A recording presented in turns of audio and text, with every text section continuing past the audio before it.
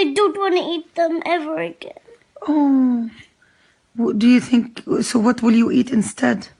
I will eat whatever there's on the table, but not chicken or meat.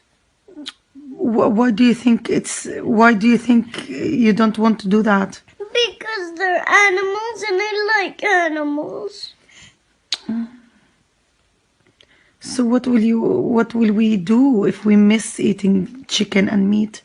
I don't miss eating chicken and meat. How about fish?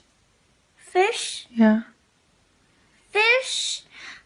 Is it an animal? Yeah. I won't eat that either. Oh my God. So what? I won't eat animals. Okay.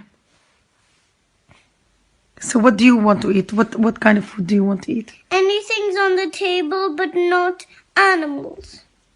Why do you feel sorry for animals?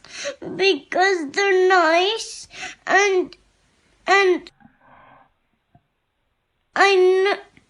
I know that we cook them sometimes, which is not very nice, and I know we like to eat animals that we cook, but that's not nice for them. Yeah, do you think they suffer? I think that they don't really like being cooked in the oven.